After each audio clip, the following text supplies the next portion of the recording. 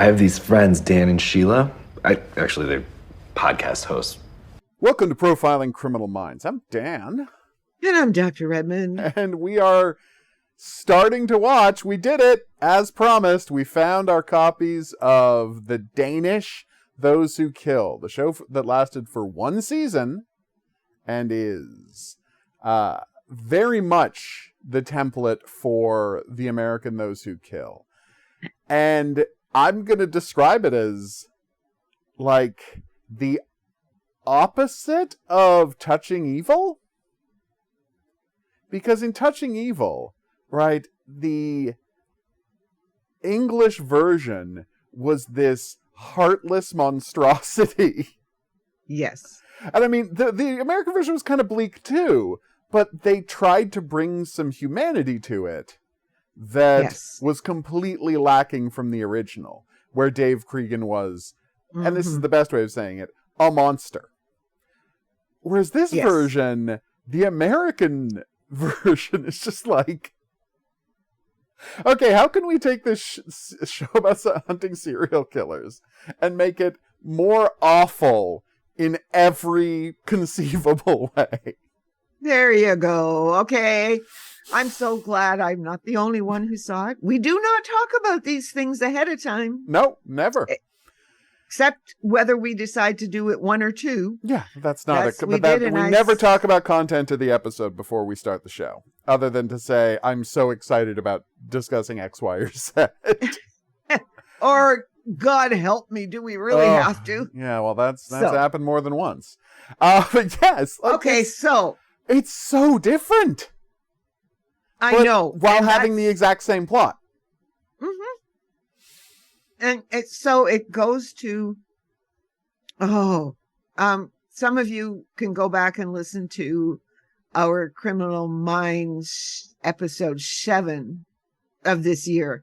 Yeah. And listen to us talking about adaptations from books and other TV shows. Yeah. And other TV shows. And it didn't come up. This didn't come up. No. But yeah. Anyway, but it fits in with that. It does. Because it, in some ways, like you just see, because you have to remember that we are watching this after watching 10 episodes of Morgan and whatever, right? And raving about it until it screwed it up in the last episode. Until they absolutely botched the last episode. Every episode of the show Those Who Kill, we adored. Like, we adored the Morgan brothers' work on that show. Like, it was wow. And then they lost their nerve. They, whatever it was. Whatever happened, they got the last episode completely wrong. Yeah. They didn't just get it wrong. Up. They got it completely wrong. They got the killer stuff wrong. They got the characters' relationship stuff wrong. And they really got the ending wrong. Yeah. So there we go, right? Everything. But we loved it. And that's what makes it so weird when you start watching this. Now, we have watched 2. They're set up as movies. Yeah. So we've watched. Which is really the first 4 episodes. Yeah.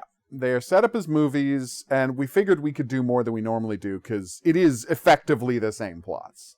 So really, we're just going to be focusing on the subtle differences and what the American show was trying, and the not so subtle, and what the American show is trying to do by making these changes is the key part. And I think it's this fascinating thing about how you develop a TV show. Right? And you tell me how you feel about this response on my part. Because my take is that the one thing that they have really changed here, and there are a bunch of changes, but the one thing that is really being changed is all you're doing is changing one character, and then the change to who that character is ripples out and changes the whole show. And that, of course, is Katrine, the character who is the main character of the show, right? In the American version. And simply put, she's not a complete disaster here. No, and Like- neither is the psychologist a Well, complete no. disaster The here. psychologist isn't that different. And because we don't know what's going on with him yet, but they have taken steps in the new show to make him worse. But at the same time, his wife leaves him at the end of the first episode. Well, no. This is what yeah. No, but he is, no. Okay, well, we'll talk about this. Yeah. But yes, you're right. Because she is not a complete disaster, and obviously her father is not going to be a judge. Nope. You can Her see that. stepfather, yeah. We see her, because we do see a picture of her stepfather in On these 4 her episodes. wall, and this is the key, On her wall of murderers. Yep. Yeah. So they set it up. Yeah, they set it up, but Crucially, but then you're not it's- introducing the character by her breaking into the stepfather's house at night and contemplating murdering him in his sleep. That is not how we meet her. That's a very different way to meet a main character. This is entirely different.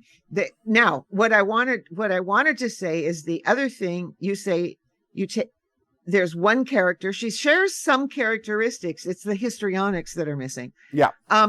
But what is really interesting from my perspective is her boss, like Lars Mikkelsen, Completely different character.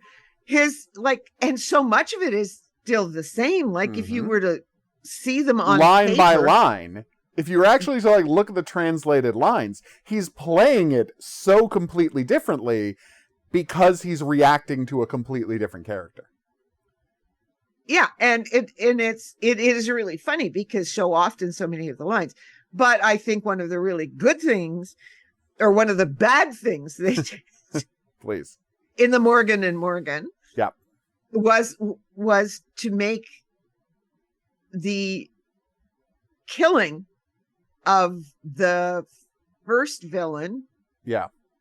They set that up as the getting her off and getting her desked and benched and whatever. Yeah.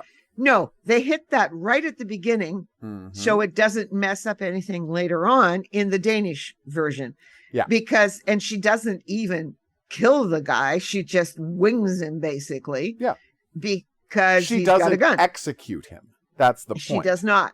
Yes, and even when we get to the villain, who is the same villain essentially. Absolutely. No, there's no real difference except No. they have removed the unbelievably hard to watch sexual abuse scene from the episode. Oh yes, yeah. Well, we're going to talk about. We'll that, talk all about of that the going stuff. forward. Yeah. It will be interesting to see when we get to the psychedelia one, Yeah. way near the end. But here, that is a big difference. So that even though she kills him, she does it when he grabs the other partner's cop's gun.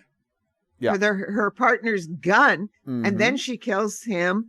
But but the psychologist is there. He's there. And there's no question that It was completely justified. Justified. And this is not a situation where Thomas is getting everybody out of the room so she'll have a chance to execute this guy, which is what happened in the original.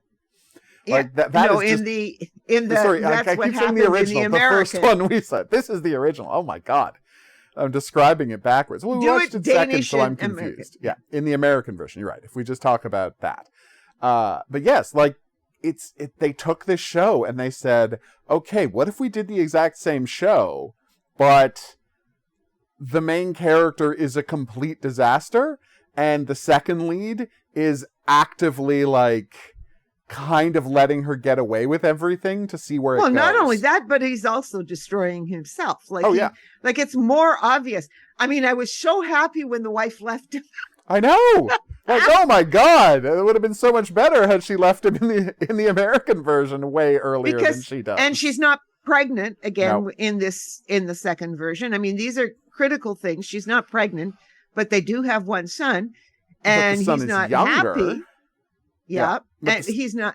Yeah, I just wanted to say that this is like them trying to turn everything up to 11 in the American version, because in the American version, she should have left him and she only stays because she's pregnant. And, he's convinced her that the new baby will be a new start for them and he's not going to go back to his old ways. And then he does while she's pregnant and she leaves him. And they also have an adolescent son who, if he's going to be inheriting the uncle's, mental issues, he would be starting to show the signs now. And so that's an additional stressor for Thomas. James Darcy in the American one. So it's like they've turned everything up to 11. Here, the wife just leaves him. Here, he's got a 6-year-old. So that these aren't issues we're going to have to worry about. Yeah, no, and it is interesting because the wife just says, "No, I've seen you do this before. Yeah. I'm out of here." Yep. I'm not putting up with this again. I know. Oh, and we find out what happened. The whole first season, we never really find out what happened that got him kicked off of the force. In the American one. In the American one, yes. I'll start saying American, I promise. We never find out what got him kicked out of, well, not off the force, but out of being a consultant. You never find out. In this one, they just tell you right away. Yep. Like, he, as dark as it is, right, there was a killer, and he, essentially, Thomas thought that he could be treated. But the way the law works is, you have to rotate who is treating a therapist, and they were trying to cut budgets and bed spaces, so they looked at Thomas's recommendation of treatment and said, we can just send this guy home with pills. And Thomas disagreed with that, but it wasn't his patient anymore, and there was nothing he can do about it, and then that guy killed 3 people. Yep. Because he stopped taking his pills. And as he says, this wasn't a psychopath. He was delusional. He was schizophrenic. He was unbalanced. And it was controllable with therapy and medication, but he stopped going to therapy and he stopped taking his medication. So, and he's racked with guilt, but he maintains that it was not his fault. Yes. And so there you go. Like, you understand why Lars Mikkelsen's character doesn't trust him, because on a very fundamental level, this is the guy who said, this man can be treated, we should let him out, and people died as a result. Like, it makes perfect sense. Like, their conflict, but because we never really got the details in the original, this is way more satisfying. Yeah, and yes, and it's going to be interesting going forward. Yeah. With this, and to see how these characters, as I say, neither, because you see, like, in the American one, Thomas Darcy quickly devolves. James Darcy falls apart almost immediately. Falls the character's apart named almost Thomas. Immediately. Yeah, the characters. Okay, Thomas. That's why I say James Darcy. That's why I say James Darcy for the American and Thomas for this one, just to keep them disparate. Okay, so the James Darcy and Katrina, like Chloe, right? Yeah. Okay, and Chloe is just a complete and utter. Right, and now I can understand why the Americans do this, because of course they want all of this hype stuff.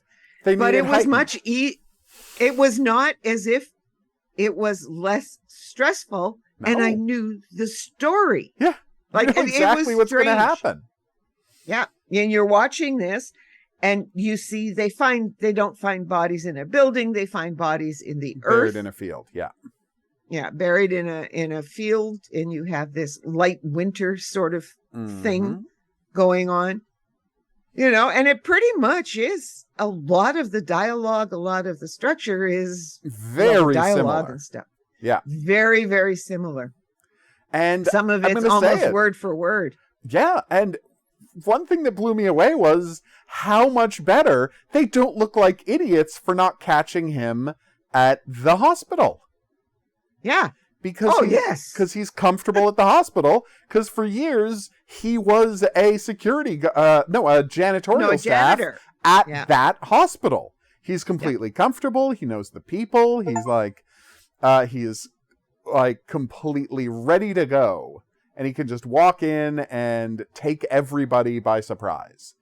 And he just walks in and he pretends to be the doctor in charge. Yep. And nobody's met the doctor. Yeah, none of the cops have met the doctor in charge, of course. No. So they don't know him.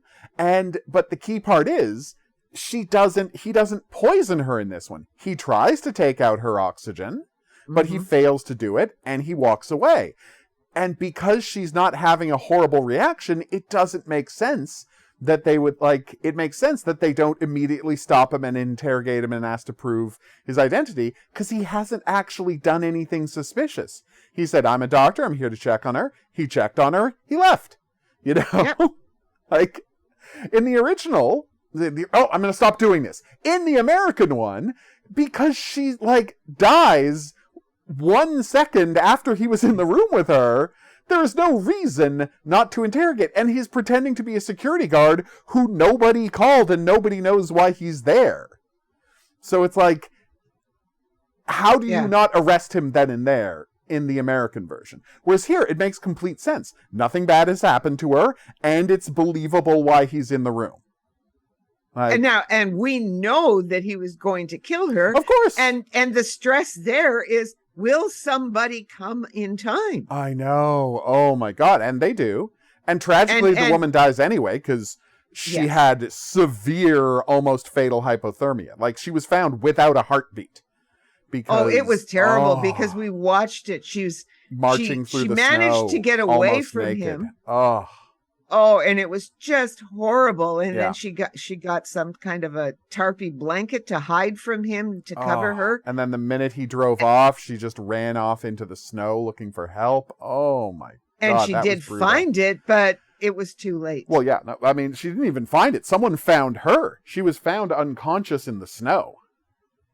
Well, They yes, mentioned but she that. was near the road. Yeah. Exactly. Like, she didn't find help. Help found her. And even then, she was unconscious in the snow. So it was way too late. It's horrific. Oh, I mean, it's every bit as dramatic as the original. It's just, I mean, it's weird to say easier to watch because it's not as aggressively bleak and hateful. Well, I think it's the two lead characters because the Thomas character, you know, the psychologist is a lot saner. He is. In this. You know, he doesn't collapse. He doesn't have to cover up for Chloe. I mean, for Katrina. Nope. Right? He doesn't have to do that. She is not, you know, hasn't gone and looked for him because, she needs someone to profile her father. All of the stuff that happens that we see in the beginning that then drives her character to make all sorts of wrong decisions. Yeah. And so it's going to be interesting to see, because one thing I did notice, right, though, that's really clear is how white the Danish show is. Of course it is. It's set in Denmark. I know it's set in Denmark, but I'm just going, right? It's weird. It's weird after watching. It's weird watching it with no diversity whatsoever. Because, again, it's Denmark. Denmark. There's 3 black people in the country. Probably, maybe. You know, if it's like German, Sault Ste. Marie. Yeah, no, it's basically like if a show's set in Germany, you're gonna see a lot of Turkish people. That's just what Germany's like. Turkish people don't make it to Denmark for some reason. Can't explain why. It's just very weird to see an all-white cast in this day and age, right? Yeah, it's totally, you know, because this was 2014, so it's only like 10 years old or something. Oh yeah. You know, it's and it is really, and it's before the crisis starts, right? Yeah. It's the post-COVID stuff that's problematic. I don't know how Denmark is handling that. It doesn't matter. No. Because what we're doing is watching this, but it was weird. It is weird after all the shows we watch for the this. It's like to see a just 100% nothing but white people show. Yeah. It's just I just don't remember the last time it's happened, and it's weird. And it's like, you honestly start feeling like, is something missing? What am I missing? And it's like, oh my God, there's only white people on this show, is when you notice it. Yeah, you notice it at some point in the first film. Yeah, in the first 2 hours. The first 2 episodes. And it is weird. The key is, what's interesting is that the locking her up plays out, like he does the same thing, but it plays out very differently.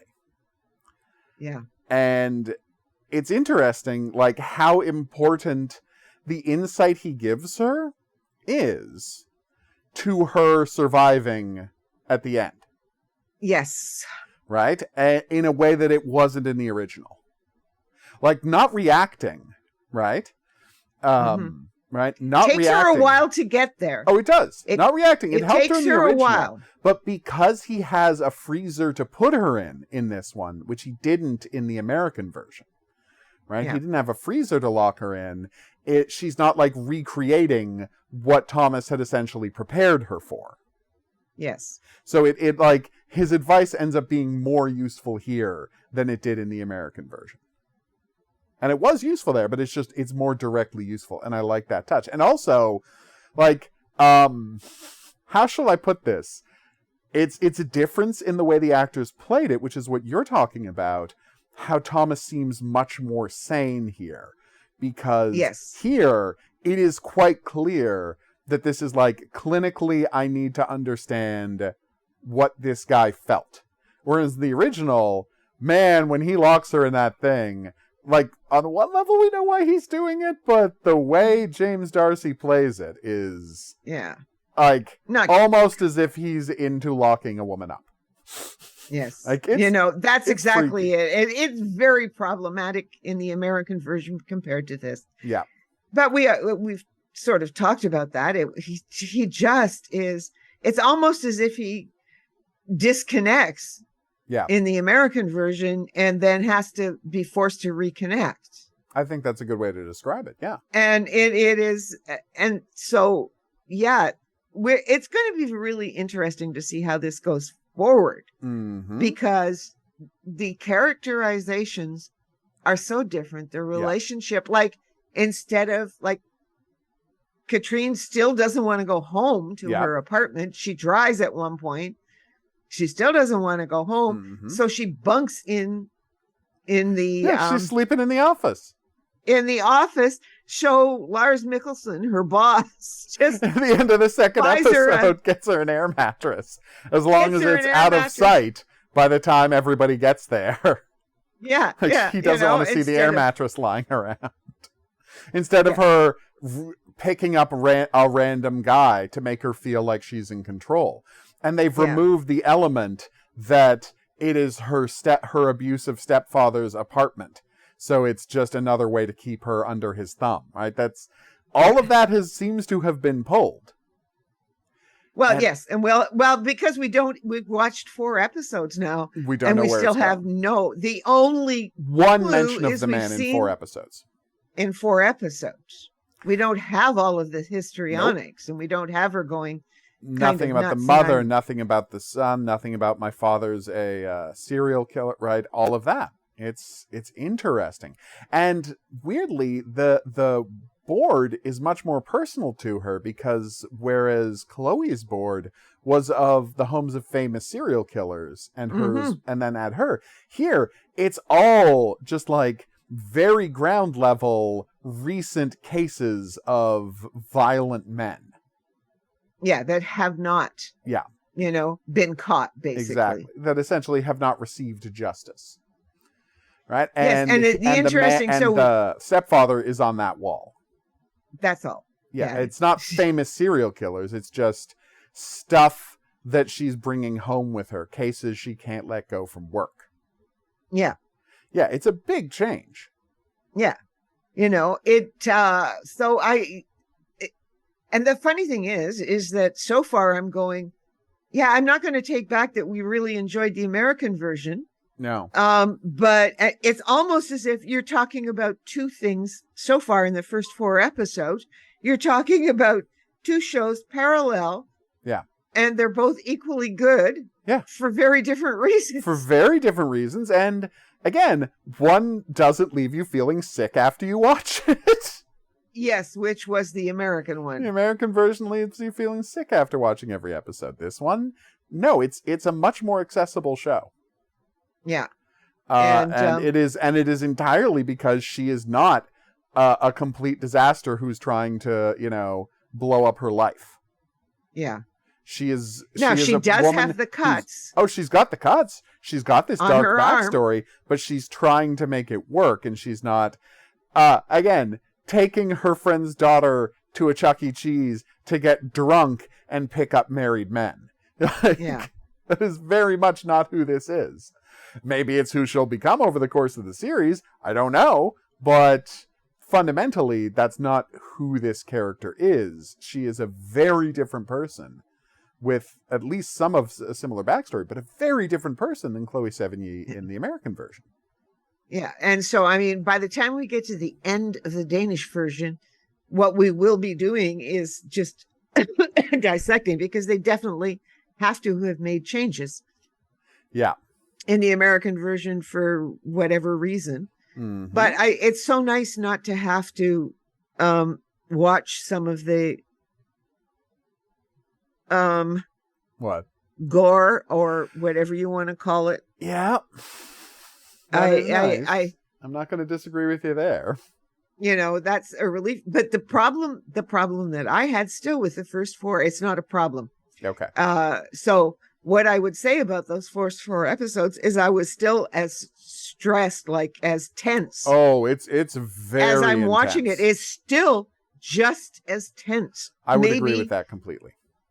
In some ways, it might be more intense. It's like, well, I think your him locking her imagination. him locking her in the freezer, Mhm. right, was more intense than the showdown in the American version. Yeah. And likewise, it's interesting how complete. Well, let's move on to the second episode, right, which is the Family Annihilator. They have skipped over what looks to be an original story that the American version did of the mother who killed her child and, essentially self-destructed afterwards. Unless that might come up later. I doubt it's going to come up later. I mean, just personally, I think it's more likely that was an original, but I'm ready to be proven wrong, because I don't know. Yeah. Yeah. What we're probably going to do is watch the next 2 episodes or the next 2 movies for next time, and then talk about the series as a whole as we watch episode 5, which is the last 2 episodes, the last movie, and then we will come back and watch the theatrical film they made. That's right. After making, to wrap up the series, after making all the 10 episodes, they did a movie. Yeah, to resolve everything. I hope. But we'll see, right? Well, I'm assuming that's what it would happen. Yeah. No, so it's interesting. It is very interesting. Yeah, it's so different. It's still tense, still stressful as you're watching it, even though you know the story. But they change enough of it to make it not quite the same. Yeah. But it's mostly the people, but a lot of the dialogue is the same. A lot of the structure and relationships are the same. Certainly, Lars Mikkelsen is definitely very different than Mads. But completely. Yeah, he has a very different energy than his brother. Yeah. Yeah, I mean, it is really strange. You can tell that he's brothers. Mads Mikkelsen's brothers, like that they're brothers. You know that, looking at him. And yet his whole demeanor and everything else, completely different, as you vibe. say, edgy. Yeah. Yeah. And so it is, well, I mean, what I want to talk about here is what I found really interesting in this bit, right, was the changing of the nature of the guy's insanity, right? And it's still the fox, but interestingly, this is closer to the fox than the American version. Because in this version, it was a guy who had killed his own. In the American version, it was a guy who killed his own family and had a complete break and kept trying to recreate it. Whereas in the fox and in this, it's a guy who covets this perfect family that he never had. Yes. Right? And does the exact same things. It's weirdly, it still felt like they were remaking this Danish show was remaking an episode of Criminal Minds, which is kind of amazing. It really does feel that way, but it makes more sense too, like with the guy that they first arrest who has got the business, right? Yeah, of course. Right? And this one makes a lot more sense. Casing the place for robberies. Yeah, I was just casing them for for robberies, and so I take all these pictures, and And I did love the moment when he converses with a lawyer to try and explain why he has these hundreds of surveillance photos. They're like, I show them to new customers so they can tell me what kind of tables and televisions they want me to order. Yeah. Here's the lie I am going to use to get out of this. I really liked that. I just have a second with my lawyer to figure out how to respond to this. Okay, done. It was very funny. But by changing the nature of the guy, it plays very differently because, the guy in the American version is so deranged, so absolutely insane. Whereas here, the guy is so pathetic by comparison.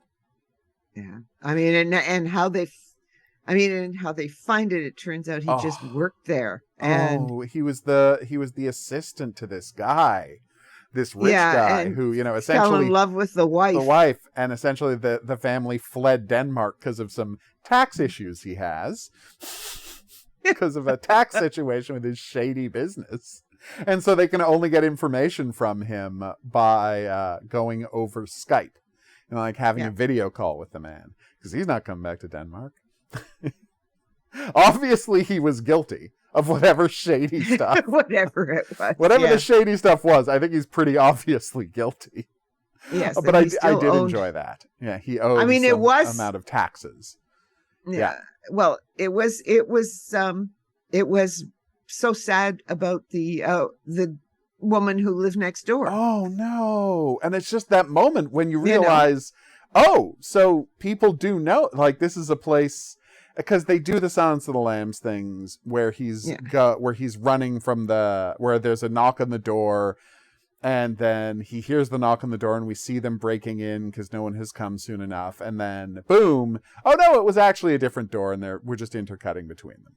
We've seen that so many times. We've seen a ridiculous number of times, but it's effective here. It's really effective here. Yeah. It's definitely worth watching, except people are not. It was hard enough for us to find it.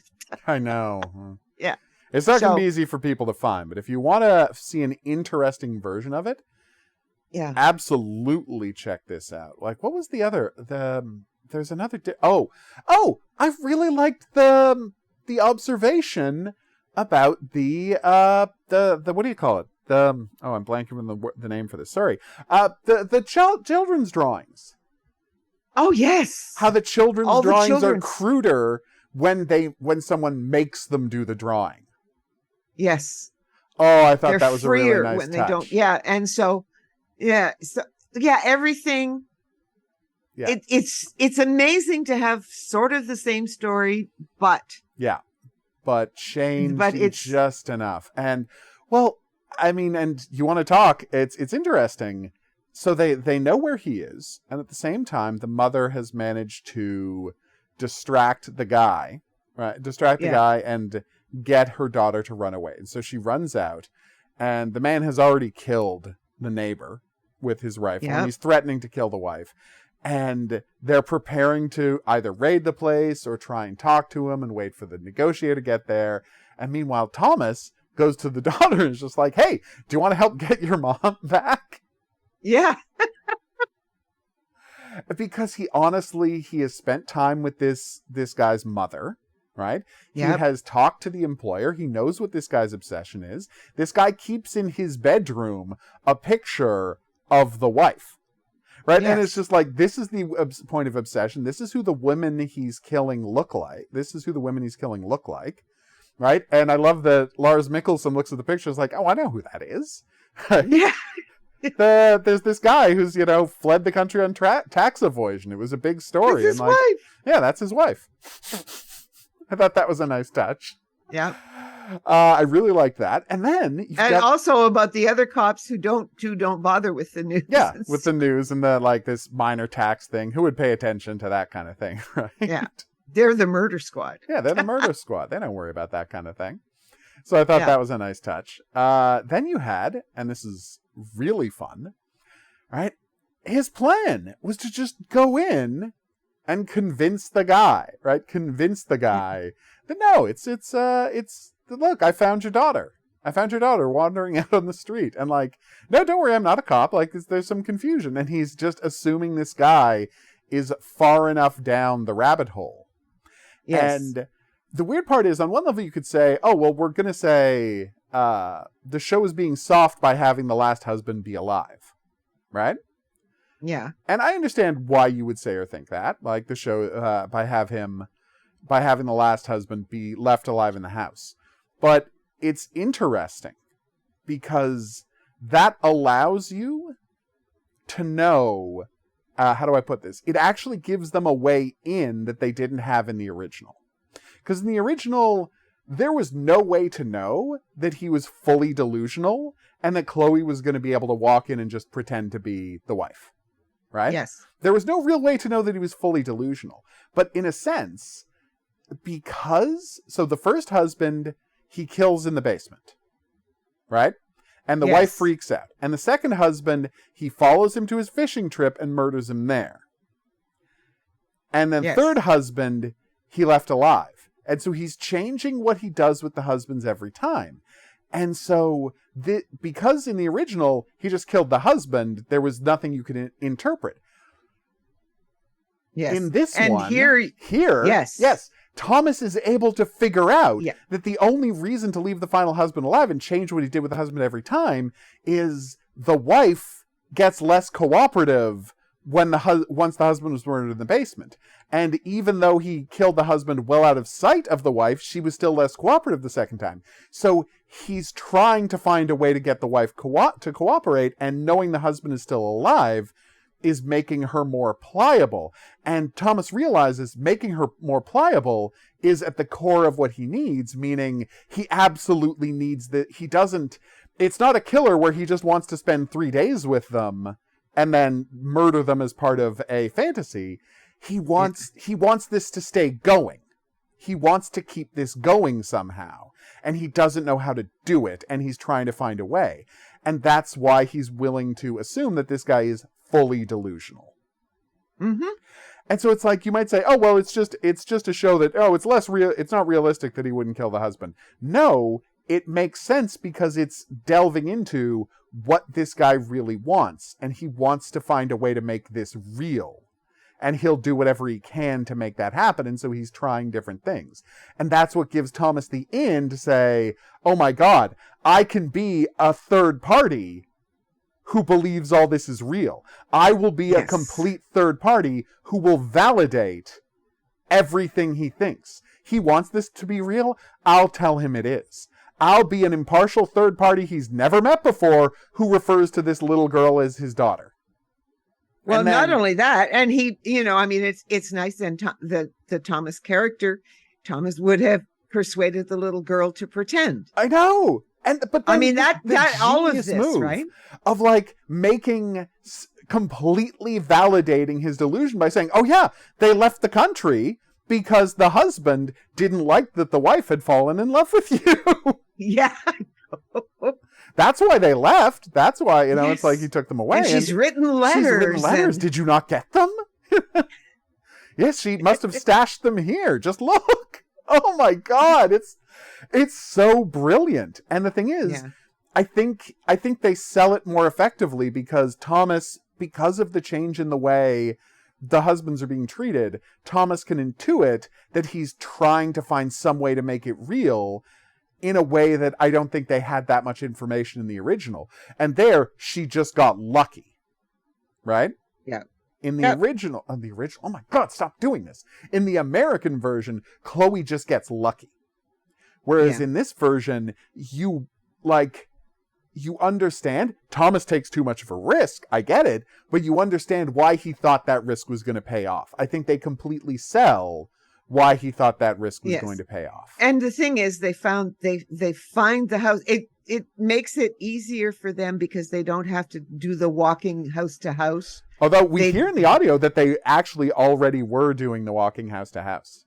Yes, but because they find the guy and the wife. I thought it was really smart that the guy's like, well, actually, my laptop got stolen at the gym, right? That was nice. And so they're like, okay, well, here's a list of everybody who was at the gym 2 years ago when that thing was stolen. And they're like, how the hell are we going to narrow this down? Well, we found the hair of the killer. So, like, we know he has dark hair. So that's something. And then they go out from there, and then they just start winnowing it down, right? Yeah. We found the hair of the victim, so we know he has dark hair. And then, he had this watch, right? He had, the guy remembers expensive watch. This expensive watch, like the ones that the astronauts wore. And he mentions it's his 30th, he got it as a 30th birthday present. And they're like, oh my God. So that's a good hint. We can narrow down the age. And then, but the key part is the pictures. Mm-hmm. They're able to identify that one of the pictures that the dead child drew was of a quote unquote happy family while the killer was in the house. Meaning this is a picture of the killer and him and his mother. And it's so much cruder, but it's a picture of a bald man with a gap in his teeth. And so they're able to use that to narrow it down to the actual guy. Oh, it's such a nice touch. I was really happy with that part of it. Like the child who gets killed, but leaving this key piece of evidence that gets the that ends up helping solve the killer. Loved it. Yeah, I thought that was fantastic. That's how I feel too. That this was really good. It was, and there was nothing lost from the original that the American version, right? Absolutely. Like the American version is its own is thing. Just different. Yeah, it's just its own thing while using the same scripts and making a few additional shifts and changes here and there. It's a very strange. Well, that's why I'm so interested to see where this goes from here, because in the American version, how do I put it? Like, why is British, Why is British Touching Evil such a failure where the American was a success? It's not just that Dave Cregan is a likable person, is a more likable person, right? In the American version. It's also like, how do I put this? Touching Evil, like, wallowed in misery in the original, right? It did. It wallowed in misery and pain and awfulness, and everyone was a loathsome character, right? Everyone was awful, and only tragedies happened to these people. And you might say, well, isn't that what... And then in the American version, they completely changed it around by having his insane friend be such a central character to comment on what Dave was going through, right? Yep. Like the stuff they did with Cyril opened up the world and allowed you to see Dave as more human. But beyond that, I mean, they turned down the bleakness, but also, and this is going to sound, maybe this sounds a little controversial, I just don't think the original Touching Evil was that well written. It had some good scenes, and it had some well-written episodes, but by the time you get into season 2 and 3, it's just, oh God, like, we're still doing this. Everyone's kind of doing idiotic things to keep the plots going, and it's just, Whereas the American version of this show is one of the best written serial killer shows we've seen. So it's like, it's not just we didn't like the bleakness in the original Touching Evil, because I think we've proven time and again that we can handle bleakness in our television shows. Where it's this one, they're both very high quality in a way that I think the original Touching Evil wasn't. And that's what's going to make this such a strange watch, because I was expecting this to be better or worse. The last thing I was expecting was it to be just as good in a completely different way about characters who were recognizably the same people. And villains who are the same villains. Basically, yes. Yeah, who are fundamentally the same villains. I mean, this villain is changed more than the one from the pilot is changed. Yeah. But he's doing the same things. He's doing the same things for basically the same reasons. He's just deranged in a completely different way. And that's what I'm interested to see where it goes. Because how do I put this? I think, and I mean, okay, if I'm predicting too much, you can call me on it right now. I suspect that as we go through this season of television, we at the end of the day are not going to be able to say, this is, in a single sentence, what the show oh my god, that's the show Those Who Kill Denmark is about. Because what you can say about the American Those Who Kill is, it is a show about how people become monsters. I think fundamentally that is what the show is about. The only thing that show is concerned is it nature? Is it nurture? How are these monsters created? That's what the show wants to know. That's what every episode of the show, in one way or another, is about investigating. Yeah. And Those Who Kill America. Those Who Kill America. And I have not seen any sign of that in these in these 4 episodes of television we just watched. So I think at the end of the day, it's more Criminal Mindsy. Yeah, well, that's what I'm saying. I think yes, at the end of the day, we're going to come away from Danish Those Who Kill and say, these are very talented people doing a very good job making a police procedural. And Those Who Kill America, this is my prediction, at the end of the day, you have to say, these are people who are trying to say something. Say something. Yep. Yes. Say something in a way that the actual original, the Danish version, I don't see any sign that they're trying to say that. That might change. Right? Yes. But it might change, but it's like it is definitely. The pieces they use to say those things, specifically all of the stuff with her mother, all of the stuff with the stepfather, all of the stuff with Thomas's son and his brother and his backstory, there is A, no sign of them, and B, given that the wife has already left and the son is younger, perfectly good evidence that they're never going to appear in the show. So, you see what I'm saying? Like, no, I think I the see big what difference you're saying. is going to be. I can see why you're going there. Yeah. So I'm going, okay, so we've got 2, 4, 6, 8, 10 episodes, and then the finale. And then the movie. The movie. Yeah. Right? So it is going to be interesting to see, because that would explain, we'll revisit this at the end, but that would explain, unless the episodes that made me that were so upsetting with the mother who accidentally killed her son isn't here.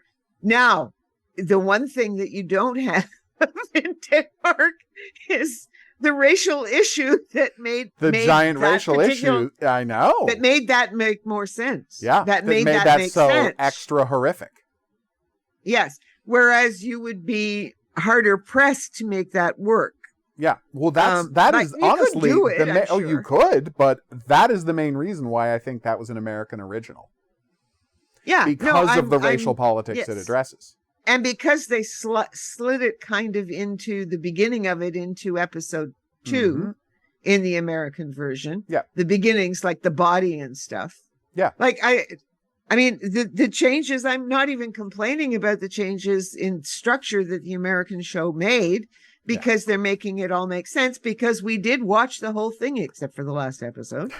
But up to that point, it all tracks and makes sense, and it's a really great show. So, I don't know. You understand my prediction that I don't think at the end of the day this is going to be about something the way the American version, the Morgan Brothers American version was about something. Yeah, capital A, about. See what I'm saying? Yeah, and it's like... Of course, I see what you're saying. It's trying to get this message. Like, that whole show is very much only interested in, why is this happening? Well, and I mean, this woman who's had this horrified life, who never would have been a killer, had not, and that's the conversation they had at the end of this tragic episode about this woman, is, of course, if the rape hadn't happened, if she hadn't been monstrously abused by her parents as a consequence, if she had been forced to never have any contact with her child, right? If she hadn't, if the child hadn't picked the worst possible way to try and come and talk to her, right? If the neighbor hadn't neglected to mention that her son was looking for her, Yeah. like all of these things had to happen, right? To make this tragedy, right? Yeah. And that's what the show was about. Like how all of these things have to work together to create these monsters. And I don't see any sign of that in this one. I think this is just a really well-made Criminal Minds that, based on the fact that they ripped off the Fox, very much probably is aware of Criminal Minds. Well, most people were, by 2014, most people were aware of Criminal absolutely. Minds. One way or another, it was around the world, and then COVID just gave it that magic boost. So, but it is going to be interesting. I'm looking forward to the next 4 episodes. Yep. To be honest, because I really want to see what they're doing with the characters, because that so much of it is there. Mm-hmm. I would like to know about her stepfather. That would be interesting. Yeah. Well, I'm sure we're going to hear about it at some point. I just don't think it's going to be what the season is about. The way this was, And the psychologist is definitely, because even his classroom stuff was very, very different. Yeah. As he introduces everybody to the story of Jeffrey Dahmer. Yeah. Yeah. So it is, he's much more of a showman. Let me put it that way. Absolutely. In front of the classroom. As I always say, teaching is particularly at the university. Yeah. Yes, it's theater, it's performance art. Mm-hmm. And if you don't have that in your head, you're never going to be a great teacher. It's hard to, because people, particularly today. Yeah. They need stories. Yeah. They need things to be structured as a story. It's strange. It is strange. I was thinking about that the other day, that, I was watching. I was in the halls. Like I was at the university yesterday all day, or the day before. Yeah. Okay. Wednesday I was at the university, or Thursday. Never mind. It doesn't matter. Yeah, I went down this hall once, and then later on I went down the same hall, and all of a sudden I'm going, this is new, isn't it? As somebody, and she says, this woman comes out of the room, says, "Oh yeah, I've just put it up." And have you ever seen the Queering the Map? I have no idea what you're talking about. Okay. Never mind. I just thought, I know a lot of our listeners would probably be interested in looking at it. It's called Queering the Map. Yeah. And so it's an interactive product. It has a map, and if you have your own queer stories, you can just attach them to the places where you live. Oh, and so it shows you just how queer the world really is by looking at this map with all these dots on it. And people can tell their stories from places where it might not be safe to do so. It may not be safe to do so. Now, whether they get someone else to put it up, and because I did make the suggestion, I said one of the things would be to find queer stories from all of the countries that our students come from. Oh, that would be fantastic. As well as everything else, but to really focus on the indigenous and the international nature of our stories, because so many of our students come from countries where it ain't safe to be gay. Nope. And hard enough being a woman. Yeah. And and so it's just not safe to be gay, or to be queer. I should use queer. Yeah. So it was funny, and she's put them in a little box, like she takes she has taken ones and they've got little frames on them, and they had the QR code. By the way, you make the QR code a different color than black and it's not picked up. I was trying to get the QR code, right? And they made it and a I different couldn't color do and it. it didn't work. Oh, I've never heard She about tried that. it with her phone. I thought maybe it's my phone, right? No, she tried it with hers. So the camera just needs it to be the high contrast between the white and the black, or it can't black recognize and white, that it's a. Well, I mean, every barcode's in black and white, so that makes sense. Like I think that's been baked into the technology since it started. Yeah, so it's but anyway, I just thought I'd brought that up because that was an interesting thing in my day yesterday, where my my garage who stores my summer tires lost them. Or put them on somebody else's car. So. Yeah. God, all right. Anyway. So, yes, the point is we're going to be back for unless episode 3 proves to be so completely different that we have to devote an entire episode to it because it is film length. We will likely be back next time with episodes 3 and 4 before doing the finale of the main series with 5. So it should be fun. Yeah.